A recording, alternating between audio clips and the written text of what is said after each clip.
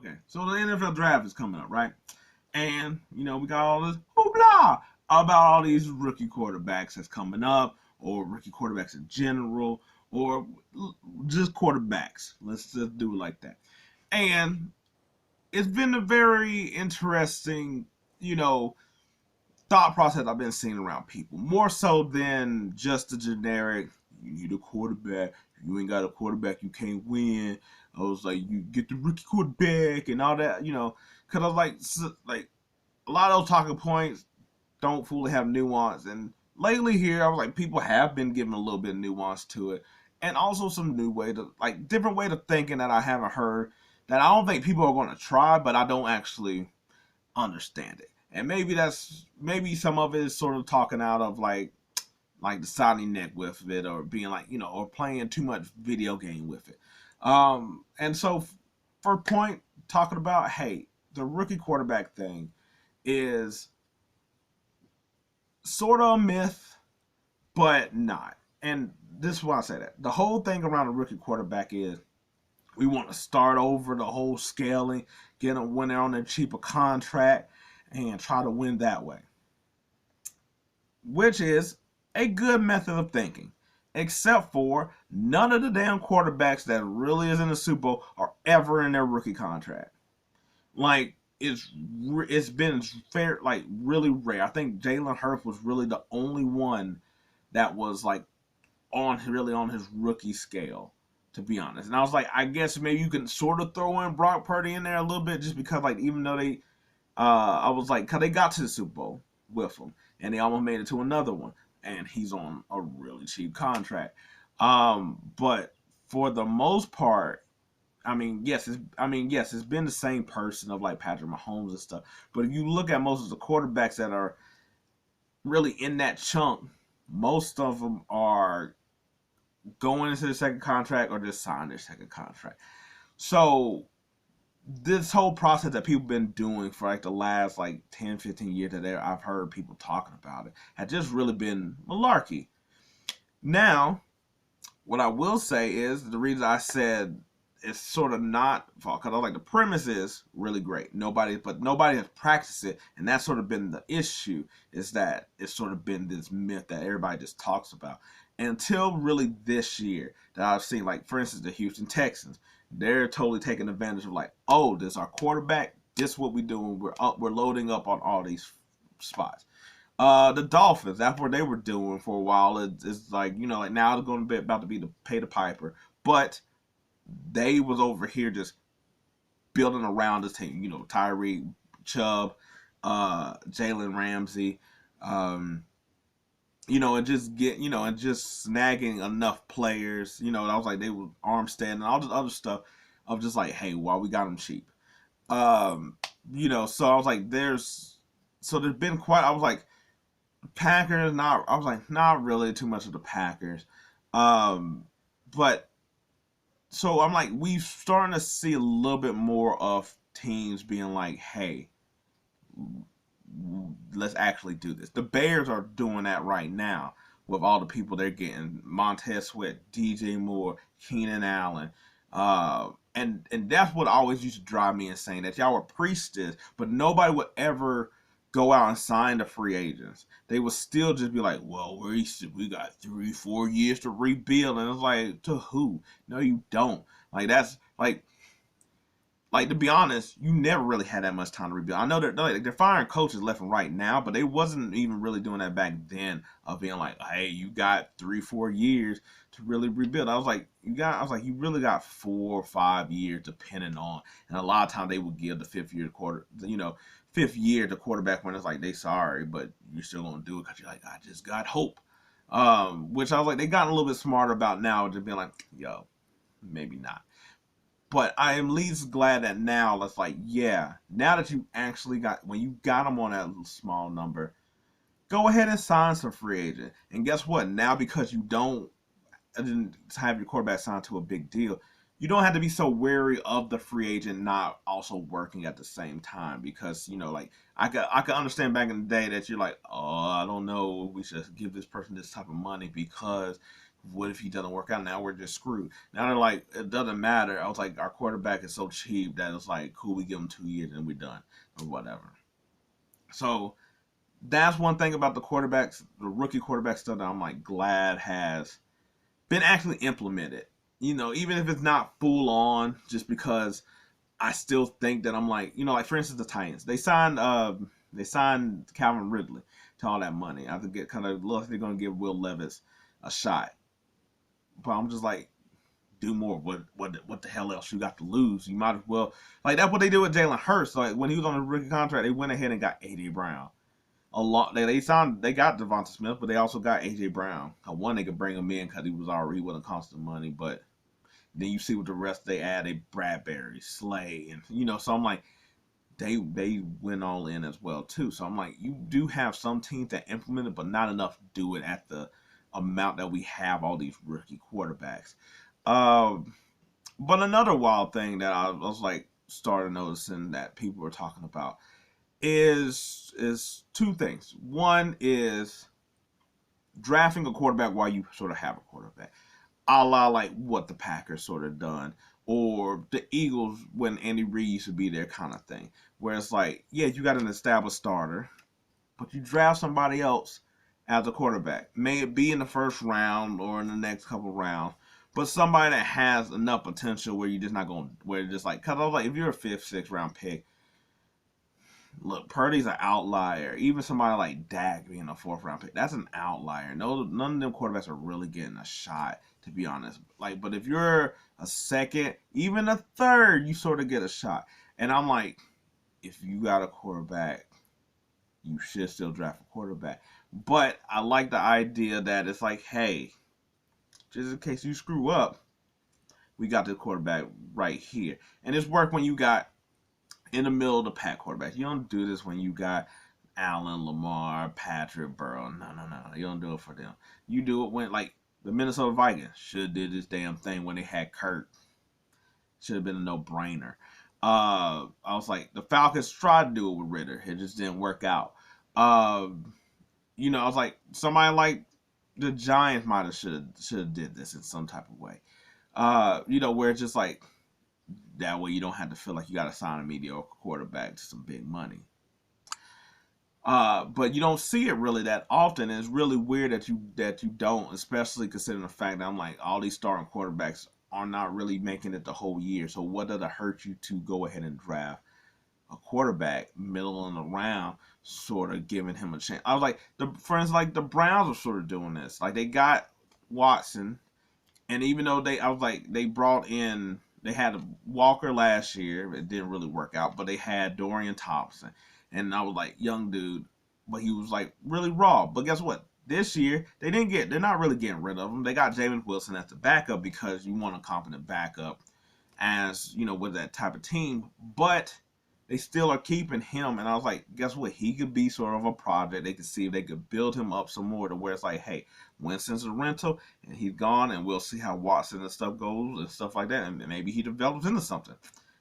I'm just saying that's not a bad route or idea to go if you're not going to really have like it's more the Andy Reid old school model of like when he had Cobb and he had Nick Foles and stuff like that, all these sort of backup type of dude, instead of like the Packers that drafted in the first round. That's a little more risky. I understand that. Part a little bit.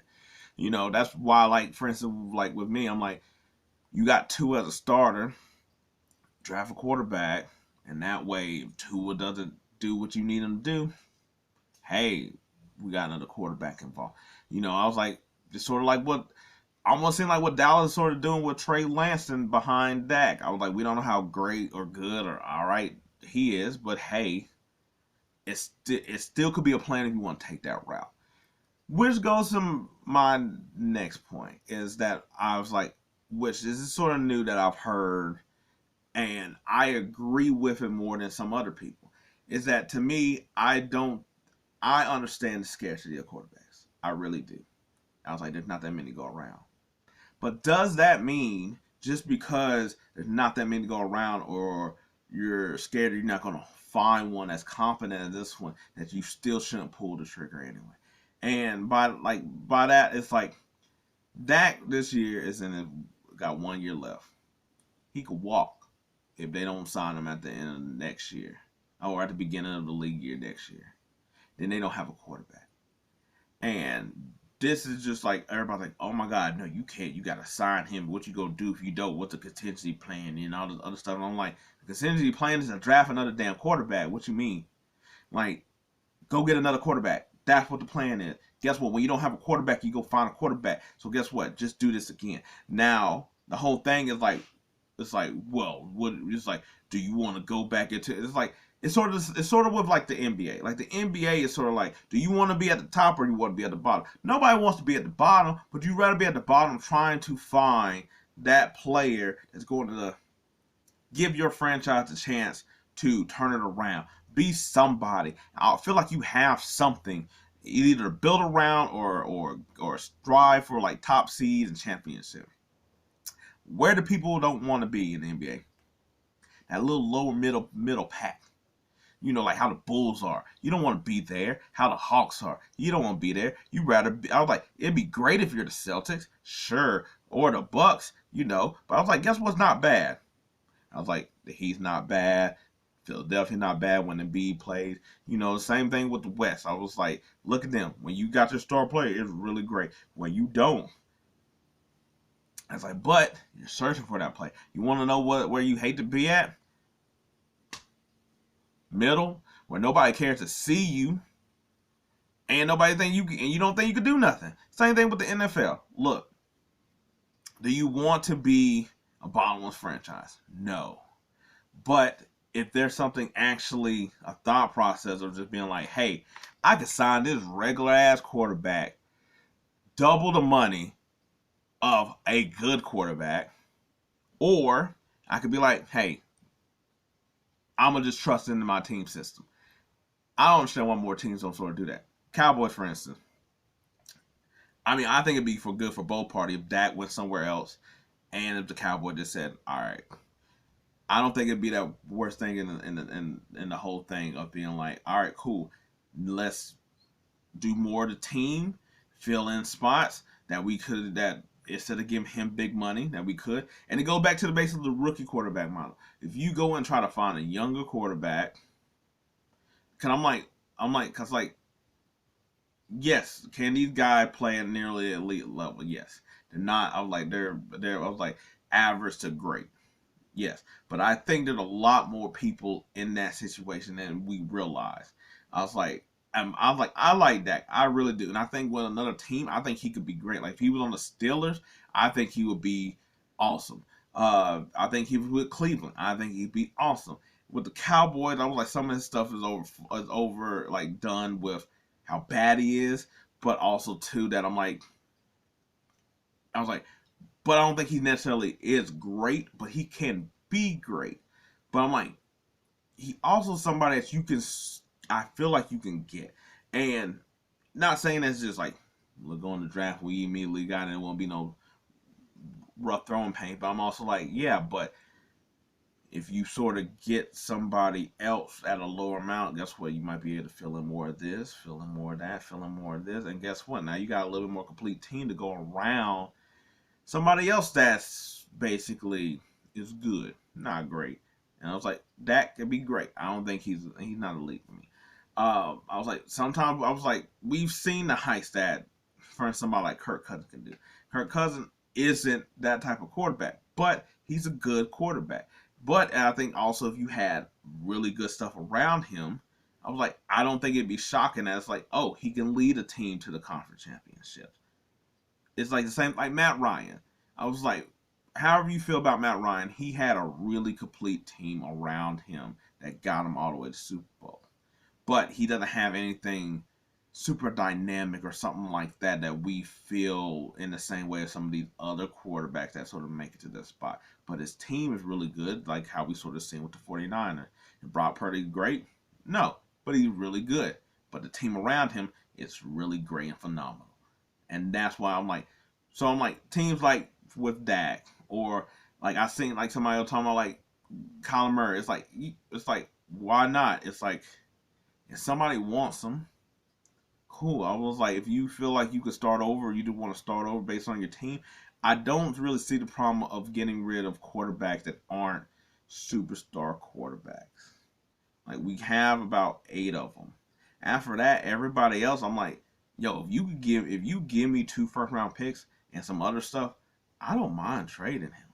I'm like, and I was like, I know it's not necessarily always going to happen, but going from Russ to Geno Smith, or seeing how Baker is able to play really well in the right spot, I was like, I think should give more to teams that you're moving off a quarterback so fast that maybe there's still some things that are either untapped in them, or you just put them on the right squad that it might turn out better than this person who's here so much that you're like, I gotta pay. It's almost like the franchise tag in the NBA.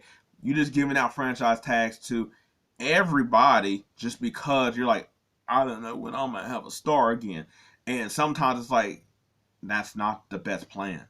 That's not a great thing to do just because you're afraid of when we're gonna do this again. And I get it. People got jobs on the line and stuff like that.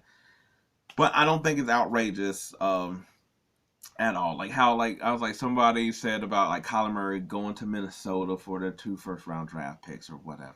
And I'm like, that could be a win-win for both teams. I would like the Cardinals get a new quarterback, get to start all over, and instead of being like, yo, we gotta try to win now because Kyler Murray contract.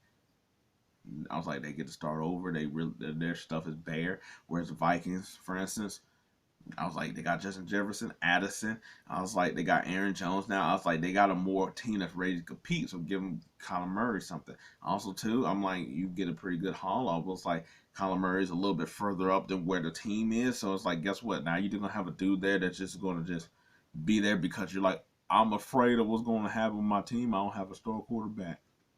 Sometimes I'm just like, you're working in so much being afraid that you're not willing to try or try to be successful. And I was like, I like sometimes you're over here and you're screwing yourself up in order just to be complacent. And I don't think that's always a good look.